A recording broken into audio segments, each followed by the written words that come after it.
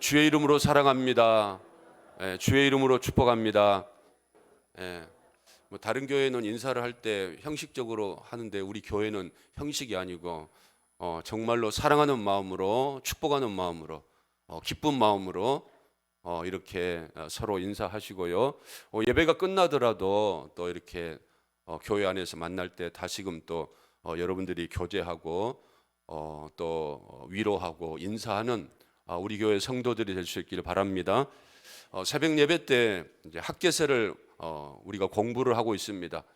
그런데 학개서에서 보면 이제 하나님께서 지도자들뿐만 아니라 이스라엘 백성들을 책망을 하십니다. 그 책망의 이유가 뭔가 하면 왜 성전을 재건하지 않느냐라고 하나님이 책망을 하십니다. 그러면서 너희들의 형편을 보아라. 어렵지 않느냐. 그 이유가 무엇인가 하면 너희들이 하나님의 성전을 재건하지 아니하고 너희들 집에만 관심을 갖고 그러고 있으니까 너희들이 무슨 복을 받겠느냐라고 하나님이 학개 선지자를 통하여서 책망하시는 이런 말씀이 기록이 되어져 있습니다. 여러분, 이스라엘은 무엇 중심으로 살아야 되는 하나님의 백성들입니까? 성막 중심입니다. 출애굽할 때 시내산에서 하나님이 제일 먼저 모세에게 주시는 게 뭡니까? 말씀 아닙니까? 그 이전에는 애굽에 살 때는 자기 방식으로, 세상 방식으로, 자기 생각으로, 자기 경험을 따라서 살아왔지만 이제 하나님의 사람들은, 구원받은 하나님의 사람들은 자기 생각이 아니고 하나님의 말씀을 따라서 살아가야 된다. 내 주장과 내 생각과 내 이성과 나의 모든 이런 지식을 내려놓고 이제부터는 무엇을 따라서? 하나님 말씀을 따라서 살아가야 된다. 모세에게 십계명을 주시고 율법을 주시지 않습니까? 그리고 주신 게 뭔가 하면 성막 설계도였다는 겁니다. 성막을 지어라. 왜 성막을 짓게 하십니까? 하나님이 그 성막에서 이스라엘 백성들을 만나 주시겠다. 여러분, 죄 있는 인생들은 하나님 앞에 절대로 나아갈 수가 없습니다. 그래서 성막이 완공이 되었지만, 그래서 하나님의 영광이 그 성막 가운데 임했지만 누구 하나 그 성막을 나올 수가 없습니다. 그래서 하나님이 레위기에서 하나님 앞에 나올 수 있는 이런 제사법을 주시지 않습니까? 그래서 반드시 하나님 앞에 나오는 사람은 속죄제를 드리든지 속건제를 드리든지 화목제를 드리든지 이렇게 하나님이 원하시는 이런 희생의 제사를 드리고 그리고 하나님 앞에 나올 수 있도록 하나님이 그들을 만나 주신다라고 하는 사실입니다. 그런 의미에서 이 성막이라고 하는 게 얼마나 감사하고 중요한 것인가. 왜냐하면 우리 인생들이 하나님을 만나야 되지 않겠습니까? 왜 우리가 이렇게 불안해하고 불행하는 삶을 살아가는가? 창세기에 보면 죄로 말미암아 에덴에서 쫓겨나지 않습니까? 그래 더 이상 하나님 앞에 에덴에 나올 수 없는 그런 인생이었다는 겁니다. 이런 인생들에게 하나님이 찾아오셔서 이스라엘 백성들을 어디에서 만나 주시겠다? 에덴의 모형이 되는, 성막의 모형이 되는 이런 에덴과 같은 이런 성막을 허락하시고 그 성막에서 이제 하나님이 만나 주시겠다라고 말씀하지 않습니까? 이스라엘 백성들이 이제 가나안에 들어오게 되고 이제 그들이 그 가나안에 정착해서 성전을 짓지 않습니까? 그런데 이스라엘 백성들이 갈수록 타락해져 가는 거죠. 결국은 하나님이 북쪽의 이스라엘을 아수르에 의해서 망하게 하시고 남유다도 바벨론에 의해서 망하게 하셨습니다. 아수르가 바벨론이 이스라엘을 망하게 하신 것이 아니고 여러분 망하게 하셨다는 겁니다. 아수르를 통해서 망하게 하시고 바벨론을 통해서 망하게 하셨다는 겁니다. 이스라엘이 힘이 없어서 국방력이 약해서 망한 게 아니고 하나님이 구원받은 하나님의 사람들이 믿음으로 하나님의 성전에서 믿음의 삶을 살아가지 못할 때에 하나님이 아수르를 통하여서 북이스라엘을 망하게 하시고 남유다를 통하여서 바벨론을 통하여 남유다가 망하게 하셨다라고 하는 사실입니다. 그런데 여러분, 그 이스라엘을 하나님이 은혜 베푸셔서 70년의 포로의 기간이 끝나게 하시고 고레스에게 이스라엘로 돌아가서 성전을 건축하라고 하나님이 말씀하셨다는 겁니다. 여러분, 세상에 어떤 나라의 왕이 자기들이 지배하고 있는 그 노예처럼 부리고 있는 그 백성들을 이스라엘로 고국으로 돌아가도록 하겠습니까? 그런데 고레스에게 하나님의 은혜가 임하니까 자기들이 정복했던 그 이스라엘 백성들, 바벨론에 와서 70년을 살았던 이스라엘 백성들, 그들에게 이제 돌아가라, 너희들에게 돌아가서 그 성전을 건축할 수 있는 그런 비용도 되어주겠다. 이게 여러분 얼마나 기적 같은 일입니까? 그래서 이스라엘 백성들이 1차적으로 돌아왔어요. 5만여 명 데리고 수룹바벨이라고 하는 이런 총독이. 그래서 성전을 건축을 합니다. 그런데 그곳에서 이미 70년 동안 이렇게 살았던 사마리아인들, 그들이 방해를 합니다. 왜냐하면 유대인들이 돌아와가지고 성전을 건축하겠다라고 하니까 자기들도 그래도 이스라엘이 혈통을 가지고 있으니까 성전 건축하는데 기여하겠다라고 하니까 이제 유다 사람들이 사마리아인은 아수르 사람들과 혼합해서 결혼을 해서 나온 이런 그 사람들이라는 겁니다. 그래서 안 됩니다. 당신들은 혈통이 온전하지 못하니까 이제 유대인들의 혈통을 가지고 성전을 건축하겠습니다. 그러면서 사마리아인을 배격을 해버립니다. 사마리아인들이 열이 받습니다. 그래, 그러면 너희들이 성전을 건축할 수 있는가 보자 박해 공작을 하게 되고요. 결국은 성전을 건축하다가 멈추게 됩니다. 이게 15년 정도, 16년 정도 세월이 흐릅니다. 하나님이 학개 선지자를 보냅니다. 스룹바벨, 여호수아 대제사장에게 보냅니다. 왜 성전 건축하지 않느냐? 왜 성전 건축하지 않느냐? 너희들의 집은 판벽한 이런 집을 짓고 있으면서 왜 성전 건축하지 않느냐? 책망을 하게 됩니다. 그러면서 너희들이 성전 건축하지 아니하고 너희들이 수고하고 땀을 흘려 보아라.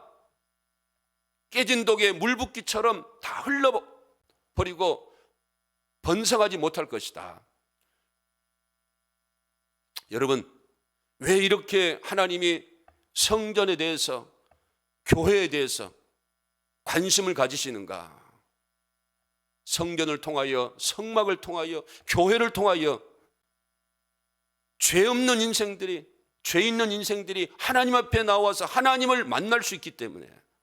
여러분, 우리의 궁극적인 목적은 무엇이겠습니까? 내가 길이요 진리요 생명이 나로 말미암지 않고는 누구에게로 올 자가 없느니라. 아버지께로 올 자가 없느니라. 할렐루야. 여러분들이 예수를 믿는 이유가 무엇입니까? 주의 몸된 교회에 나와서 예수를 믿는 이유가 무엇입니까? 우리의 영이 천국 가게 되는 것이고, 이제 예수님께서 지상에 재림하실 때에 우리의 몸이 신령한 몸으로 변화되어 저 영원한 새하늘과 새 땅에서 하나님과 영원한 영생의 삶을 살기 위해서 우리가 예수 믿는 것 아니겠습니까? 그런데 이런 모든 일들이 무엇을 통하여서 성전, 주의 몸된 교회를 통하여 이루어지기 때문에 얼마나 이 성전이, 이제 이 교회가 중요한 이런 곳인가. 다윗이 하나님 앞에 기도하지 않습니까? 하나님, 내가 성전을 건축하고 싶습니다. 왜냐하면 자신은 목동이었는데 자신이 하나님의 은혜로 이스라엘의 왕이 되었다는 겁니다. 그래서 왕이 되어져서 지금은 백향목으로 만든 그런 엄청난 호화로운 궁전에서 살고 있는데, 하나님은 아직도 조그만 성막, 천막으로 지어놓은 그 안에 법궤 속죄소 있는 그곳에 머물고 계신다는 거죠. 그래서 자기 마음에 가책이 있는 겁니다. 나를 구원해 주시고 나를 존귀하게 여겨주시고 나를 이스라엘의 왕으로 하나님이 축복하여 주셨는데 하나님의 성막은 저런 초라한 곳인가? 그래서 나단 선지자에게 하나님 앞에 기도해 달라고, 나단 선지자가 기뻐하지 않습니까? 왕이시여, 정말 좋은 이런 생각입니다. 하나님 앞에 가지고 나아가서 하나님 앞에 기도합니다. 하나님이 뭐라고 말씀하십니까? 내가 다윗의 마음은 받겠다. 그렇지만 다윗은 전쟁터에서 피를 많이 흘렸기 때문에 성전은 거룩한 성전 아니냐? 그래서 전쟁하지 아니하는, 전쟁해보지 아니한 너의 아들 솔로몬 때에 성전을 건축할 수 있도록 하겠다. 하나님이 다윗의 마음을 받으시고 그리고 다윗에게 그렇게 전하게 하라고 합니다. 그런데 여러분, 그것으로 끝나면 재미가 없습니다. 사무엘하 7장 8절과 9절에 보니까 뭐라고 말씀하고 있습니까? 같이 한번 읽어보겠습니다. 그러므로 이제 내 종 다윗에게 이와 같이 말하라. 만군의 여호와께서 이와 같이 말씀하시기를 내가 너를 목장 곧 양을 따르는 데에서 데려다가 내 백성 이스라엘의 주권자로 삼고 9절 내가 가는 모든 곳에서 내가 너와 함께 있어 내 모든 원수와 내 앞에서 멸하였은즉 땅에서 위대한 자들의 이름같이 내 이름을 위대하게 만들어 주리라. 아멘. 할렐루야. 다윗이 하나님의 교회, 하나님의 성전을 사랑하는 마음으로 건축하겠다라고 했을 때 하나님이 내 이름을 존귀하게 해주시겠다. 16절에는 뭐라고 말씀하십니까? 16절 말씀 한번 읽어보겠습니다. 내 집과 내 나라가 내 앞에서 영원히 보존되고 내 왕위가 영원히 견고하기라. 내 집과 내 나라가 내 앞에서 영원히 보존되고 내 왕위가 영원히 견고하리라 하셨다 하라. 다윗에게 언약을 맺어 주겠다는 겁니다. 하나님이 다윗의 집과 다윗의 가정과 다윗에 속한 나라를 영원토록 지켜주시겠다라고 다윗과 무엇을 합니까? 언약을 맺는다는 겁니다. 여러분, 이스라엘이 솔로몬의 이제 후반부에 가서 타락함으로 말미암아 솔로몬 아들 때 르호보암 때 나라가 둘로 나누어지지 않습니까? 북쪽은 이스라엘, 남쪽은 유다. 그런데 여러분, 북쪽은 어떻게 됩니까? 아수르에 의해서 망하게 되지 않습니까? 그런데 이 아수르는요, 망해버리고 끝나버립니다. 다시금 회복이 되질 않습니다. 그렇지만 남유다, 다윗이 속해 있던 남유다, 거기는 바벨론에 의해 망했지만 고레스 칙령에 의해서 70년 후에 이스라엘 백성들이 어디로 회복이 됩니까? 이스라엘로 회복이 되지 않습니까? 망하게 버려두지 않는다는 겁니다. 비록 그들이 하나님을 잘 섬기지 못해서 우상을 섬기는 이런 삶을 살아가서 바벨론이라고 하는 이런 나라를 통하여서 이스라엘을 멸망을 시켰지만 그러나 하나님이 다윗의 언약을 기억하셔서 영원토록 두지 아니하시고 70년 지난 후에 그들을 다시금 회복을 시킵니다. 그 이후에 헬라를 통해서 로마를 통해서 이스라엘이 또 어떻습니까? 잘못된 이런 삶을 살아가지 않습니까? 말라기 이후에 400년 동안 예수님께서 베들레헴에 오시기 전까지 세례의 요한에게서 회개의 선포를 들을 때까지 400년 동안 이스라엘 백성들이 타락하고 부패하고 그래서 하나님이 침묵해버리지 않습니까? 그 이후로 이스라엘은 헬라의 지배를 받게 되고 로마의 지배를 받게 되고, 그렇지만 이스라엘은 1948년에 독립을 하지 않습니까? 이스라엘이라고 나라가 세워지지 않습니까? 이 말씀은 사무엘하 7장에서 하나님이 다윗과 언약했던 그 약속의 말씀이 이루어진 것이다라고 하는 사실입니다.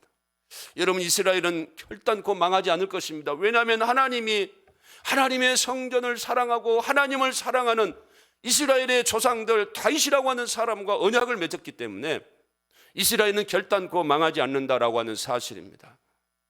여러분, 예수님께서 오셔서 십자가에 죽으시고 그리고 부활하시고 승천하시고 성령을 보내셔서 이제는 성령을 통하여서 우리가 주의 몸된 교회가 되는 것이고, 그리고 여러분, 우리 동문교회가, 이 교회가 주의 몸된 교회가 되는 것 아니겠습니까? 주의 몸된 교회를 사랑하는 이런 다윗과 같은 이런 사람들 하나님이 영원토록 지켜주시고 보호하여 주시고 축복하여 주실 줄로 믿습니다. 우리나라는 망할 수가 없다는 겁니다. 우리 교회는 망할 수가 없다는 겁니다. 지금 이 시간 나와서 하나님 앞에 예배드리는 저와 여러분은 망할 수가 없다는 겁니다.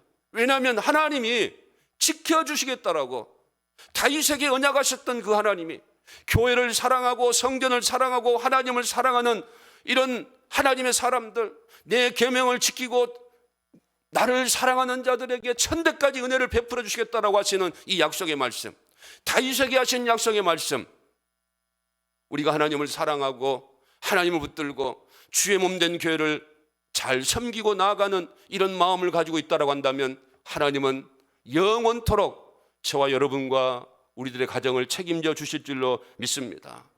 그래서 여러분, 우리가 코로나19 가운데 있다 할지라도 왜 교회를 지키고, 왜 교회를 잘 섬기고, 왜 교회에 와서 예배를 드려야 되는가?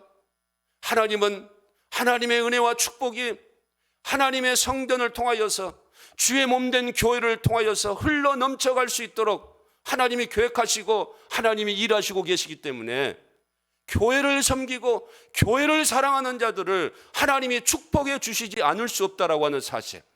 그럼 여러분, 우리는 어떤 어려움과 어떤 상황 가운데 있다 할지라도 주의 몸된 교회를 섬기고 헌신하는 이와 같은 믿음의 삶을 살아가야 될 줄로 믿습니다. 베드로가, 성령으로 충만한 베드로가 이 교회가 얼마나 중요한 것인가, 예수님이 피로 값주고 세우신 이 교회가 얼마나 중요한 것인가 라고 하는 사실을 베드로가 깨닫기 때문에 얼마나 고난 가운데 있습니까? 잠깐 예배를 멈추고 너희들 좀 안위를 생각해라 그렇게 말하지 아니하고 고난 가운데 있다라고 하는 것, 베드로전서 1장부터 여러분 4장까지 얼마나 이스라엘이 고난 가운데 있습니까? 그 초대 그리스도인들이 얼마나 고난을 당하고 있습니까? 코로나 정도가 아니고요, 예수 믿으면 당장 감옥에 가야 되고, 예수 믿으면 당장 사자밥이 돼야 되고, 예수 믿으면 당장 직장을 잃어버려야 되고, 예수 믿으면 죽을 줄도 모르는 이런 상황 가운데 그들이 믿음을 지키기 위해서 예루살렘을 떠나서, 이스라엘을 떠나서, 로마를 떠나서, 여러분 지금 갑바도기아 소아시아 지역의 그 땅속에 들어가서 신앙 지키겠다라고 하는 이 일념 하나로 그들이 지금 교회를 섬기고 하나님 앞에 예배드리는 삶을 살아가고 있지 않습니까? 베드로가 그런 사정을 모르는 것이 아니지만 그럼에도 불구하고 고난 가운데서 교회는 지켜져야 되고 교회는 하나님의 영광을 드러내는 그런 장소가 되어져야 함을 베드로가 말씀하고 있는 겁니다. 그래서 마지막으로 베드로전서를 마감하면서 교회의 구성원 중에 먼저 믿는 자들, 리더들, 장로들, 이거 여러분 영적인 이런 리더들 아니겠습니까? 연장자들 아니겠습니까? 교회의 건강한 이런 성장을 위해서 뭐라고 말씀하셨습니까? 지난주에 하나님의 양무리들 억지로 하지 말고 자원함으로 하여라. 하나님의 교회를 섬겨 나아갈 때 여러분 우리 마음 가운데 항상 그 은혜를 생각하면서 자원하는 마음으로 주의 몸된 교회를 헌신하고 봉사하고 섬기는 이런 리더들, 이런 지도자들이 될 것을 말씀을 하십니다. 그리고 지도자들이 먼저 더러운 이득, 이런 정욕과 탐욕과 사욕을 위하여 하지 말고 기꺼이 하라는 겁니다.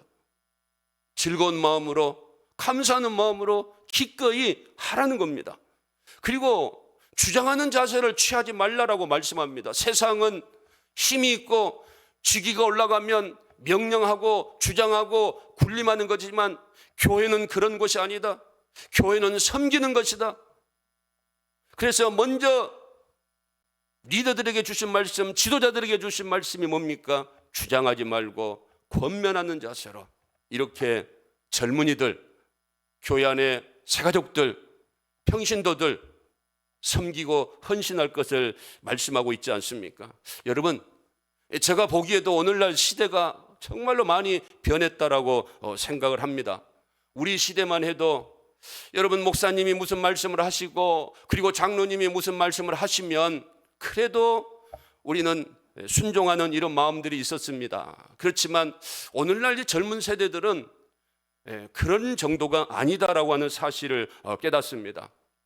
그들에게 내가 먼저 믿었으니까, 내가 목사니까, 내가 장로니까 이렇게 하십시오라고 해서 따를 수 있는 그런 사람들, 그런 젊은이들이 안 된다는 겁니다. 주장하는 자세로 해가지고는 따를 수 있는 이런 세대가 아니다라고 하는 사실입니다.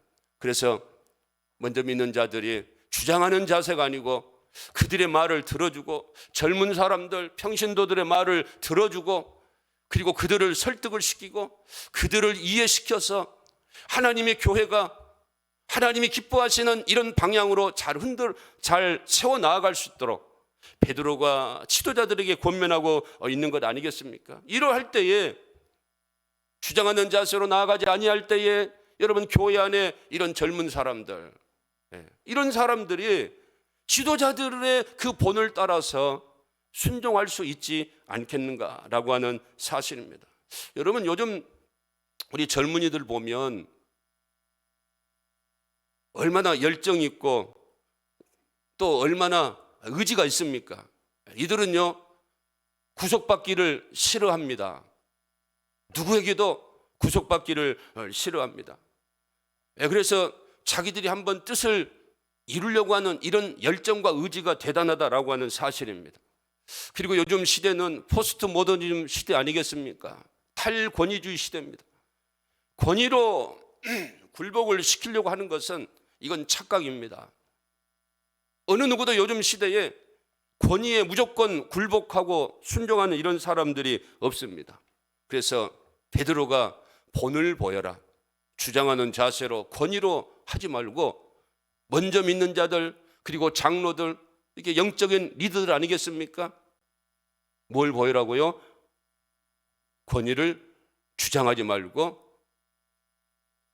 그들을 설득하고 그리고 본을 보이는 이런 삶을 살아라라고 말씀하고 있습니다. 뿐만 아니라 여러분 우리 자녀들도 그렇지만 이 젊은 사람들 종교라고 하는 것, 지금 예수를 믿는 것이 얼마나 마음에 와 닿겠는가. 우리들이야 살아오면서 어려움 가운데 기도하고 하나님이 살아계셔서 하나님이 역사하셔서 하나님이 도와주셨다라고 하는 이런 체험들, 이런 경험들이 있기 때문에 우리가 어떻게 해서든지 예배를 드리고 어떻게 해서든지 하나님 교회에 나와서 헌신하고 봉사하는 이런 마음들이 있지만, 그러나 우리 자녀 세대들뿐만 아니라 믿음이 연약한 이런 새가족들, 여러분 얼마나 이 신앙생활이 가슴에 와 닿겠는가. 그래서 그들은 종교에 얽매이는 거 싫어하지 않습니까? 신앙생활하는데 얽매이는 거 싫어한다는 겁니다. 내 인생은 내 것이다 라고 말하는 이런 세대 가운데 우리가 살아가고 있지 않습니까? 이런 시대 가운데 신앙생활하고 있는 이런 젊은이들, 그들에게 지금 말씀하고 있는 겁니다. 지도자들에게 순종해야 된다. 왜? 여러분 그래도 기성세대들, 그래도 연장자들, 그래도 여러분 그들이 이 세상 풍파를 살아오면서 많은 것들을 겪었다는 겁니다. 많은 이런 경험들을 했다는 겁니다. 많은 신앙의 체험들이 있다는 겁니다. 그래서 이 젊은 사람들 그리고 새가족들, 이런 평신도들, 어려운 상황 가운데서도 믿음 잃지 않고 주의 몸된 교회를 섬겨가고 있는 이런 지도자들, 이런 그 먼저 믿는 이런 사람들, 순종하려고 하는 이런 마음들이 있어야 될 것이다라고 베드로가 젊은 사람들에게 말씀하고 있지 않습니까? 여러분 분명히 알아야 될 것은 기성세대, 나이든 이런 먼저 믿는 이런 사람들이 잘했으니까 그들을 순종해야 된다라고 말하는 것이 아니고요, 오늘 순종하라고 하는 이 단어는 능동태가 아닙니다. 수동태라는 겁니다. 순종되어지도록 하라는 겁니다. 우리 마음이 순종을 할 수 없는 그런 지도자라고 할지라도 그래도 이 어려운 상황 가운데 교회를 책임지고 교회를 위해서 기도하는 이런 지도자이기 때문에 그런 것들을 봐주면서 순종할 수 있도록 우리들의 마음을 가져라. 젊은이들이여, 그래도 교회를 위해서 수십 년 동안 열심히 일하고 기도하는 이런 삶을 살아오지 않았느냐. 그러므로 젊은 자들이 그런 믿음의 선배들의 그런 수고와 헌신을 바라보면서 순종하려고 하는 이런 마음들을 가져라라고 베드로가 젊은 사람들에게 권면을 하고 있지 않습니까? 베드로뿐만 아니라 사도 바울도 디모데전서 5장 17절에서 말씀을 합니다. 잘 다스리는 장로들 배나 존경할 자로 알되 말씀과 가르침에 수고하는 이들에게는 더욱 그리할지라. 말씀을 가르치고 그리고 잘 다스리는 장로들, 당연히 그들을 존경하는 이런 젊은이들이 되어라. 히브리서 13장 17절에도 너희를 인도하는 자들에게 순종하고 복종하라. 그들은 너희 영혼을 위하여 경성하기를 자신들이 청산할 자인 것 같이 하느니라. 그들로 하여금 즐거움으로 주의 일들을 하게 하고 근심으로 하게 하지 말라. 그렇지 않으면 너희에게 유익이 없느니라. 여러분, 앞장서서 교회를 섬기는 이런 사람들이 여러분 조금 연약함이 있고 그리고 여러분 부족함도 있겠지만 그럼에도 불구하고 주의 몸된 교회를 위하여 헌신하고 수고하는 이런 앞장선 이런 영적인 리더들, 그들을 또한 이해해주고 젊은이들이 순종하는 이런 마음을 가져라. 그래서 5장 5절에 이와 같이 장로들에게 순종하라고 말하고 있지 않습니까? 이와 같이 순종해라는 겁니다. 장로들도 이처럼 하나님 말씀에 순종한다는 겁니다. 주장하는 자세를 하지 않고 그리고 자원하는 이런 마음으로 그들도 하나님 말씀에 따라서 순종하는 삶을 살고 있으니까 너희들도 장로들이 그렇게 하는 것처럼 너희들도 하나님의 뜻에 순종하는 마음으로 하나님이 세우신 이런 그 장로들, 연장자들, 영적인 리더들에게 순종할 것을 말씀을 하고 있는 줄로 믿습니다. 할렐루야. 그리고 이제 또 5절에 보니까 겸손해라. 겸손해라. 이렇게 말씀을 하고 있습니다. 그런데 여러분, 겸손하라고 하는 게 누굽니까? 서로 다 겸손하라. 다 서로 겸손하라. 먼저 믿는 자들이나 그리고 젊은 자들이나 모두가 다 겸손하라. 이렇게 말씀을 하고 있습니다. 그런데 그 겸손을 하는 그 모습이 어떤 모습입니까? 허리를 동이라. 여러분, 베드로 시대에는 노예가 있었고 종이 있지 않습니까? 로마가 지배를 하고 있는 그런 시대적인 상황이기 때문에. 종은 항상 주인 앞에서 그 당시 입고 있던 옷이 원피스 같은 그런 옷 아니겠습니까? 뭔 일을 하려면 허리를 동여야 된다는 겁니다. 허리를 동이고 주인이 말씀하시고 명령하신 일들을 해야 한다는 겁니다. 우리 예수님도 십자가를 앞두고 제자들을 발을 씻길 때에 뭐합니까? 수건으로 허리를 동인 것 아니겠습니까? 이처럼 모든 일들을 할 때 겸손한 마음으로 허리를 동이는 이런 신앙의 자세를 가져라, 이렇게 말씀하고 있습니다. 결국은 겸손이라고 하는 것이 자기를 낮추는 것이다. 남을 나보다 낮게 여기는 것이다.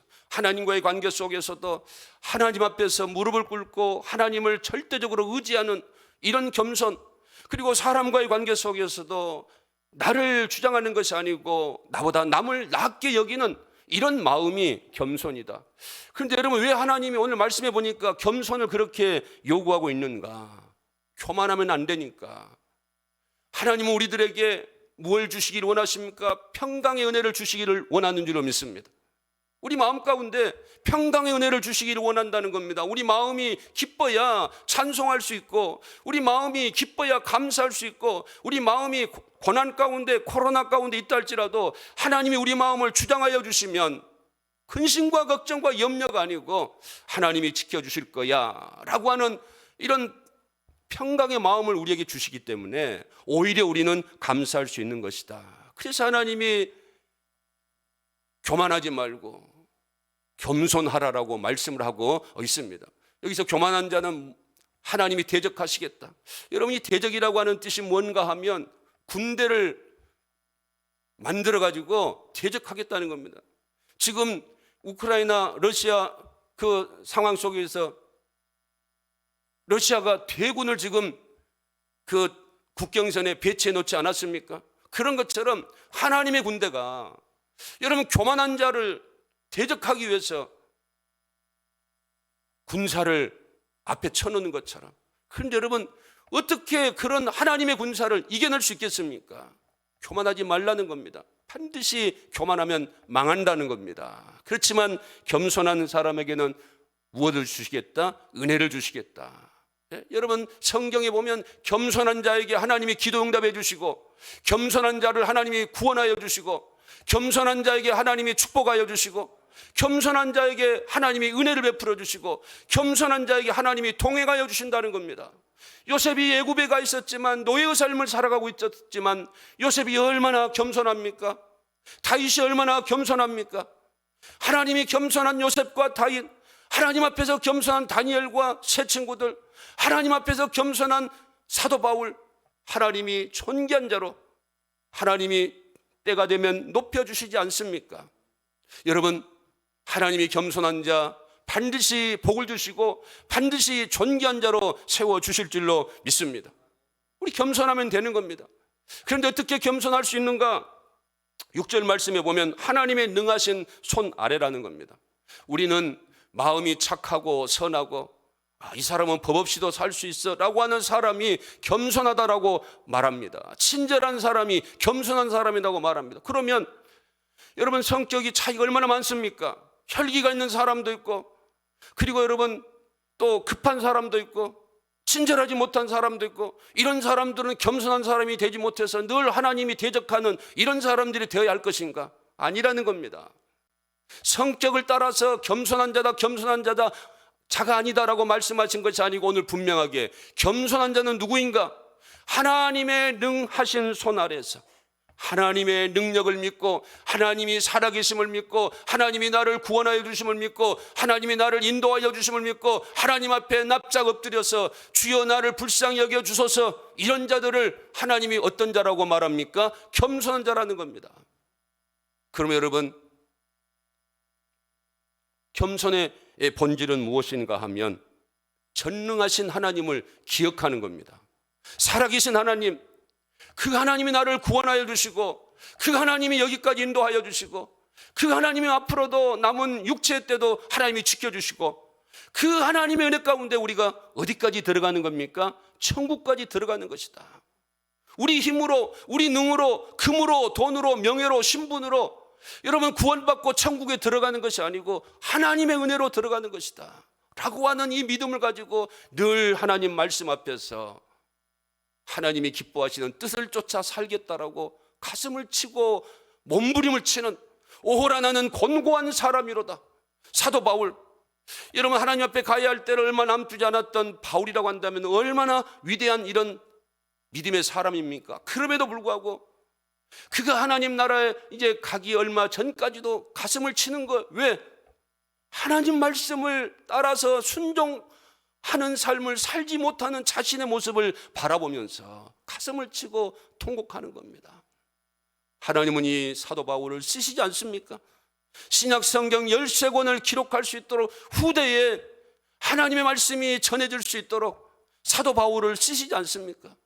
여러분 누가복음 18장에 보면 세리와 그리고 바리새인이 나오지 않습니까?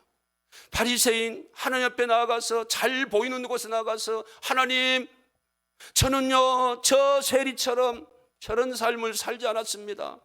하나님 저는 11조 드리고요, 하나님 저는 하루에 3번씩 기도하고요, 불쌍한 사람들 구제하고요, 하나님 저는 이렇게 살았습니다.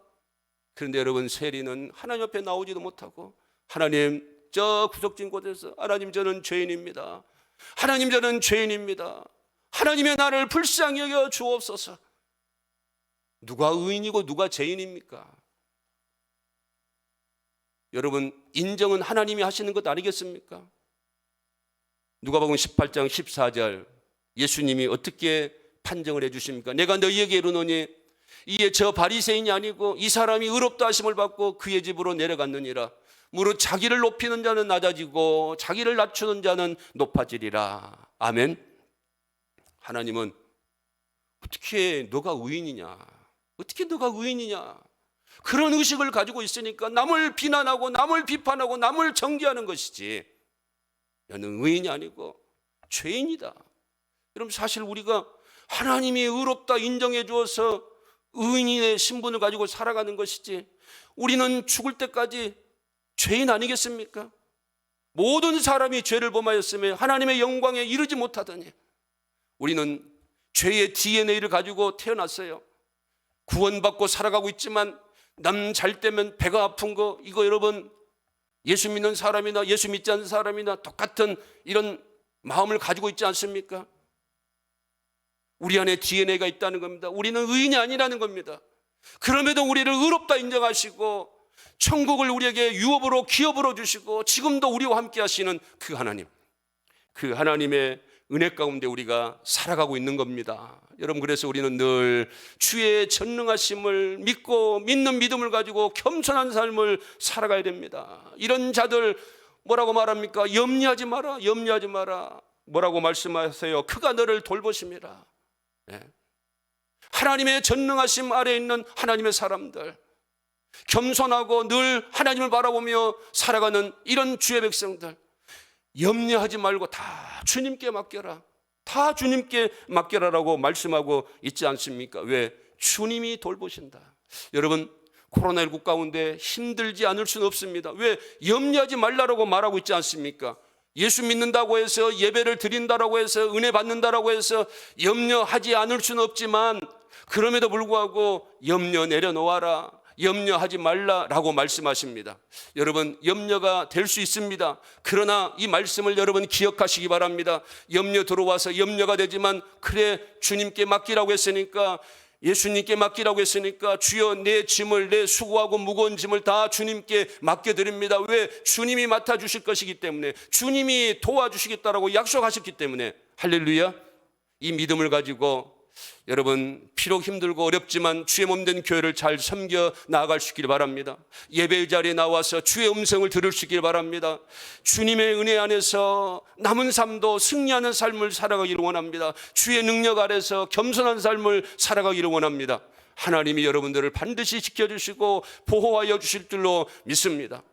1000년이 하루 같고 하루가 1000년 같다 할지라도, 여러분, 하나님이 다윗에게 한 약속을 잊어버리지 않는 것처럼, 우리 주님에게 한 약속을 잊어버리지 않는 것처럼, 저와 여러분에게 하신 주의 말씀의 약속의 말씀을 잊어버리지 아니하시고 반드시 하나님이 이루어 주시고 복을 내려주시고 은혜 내려주시고 함께하여 주실 줄로 믿습니다.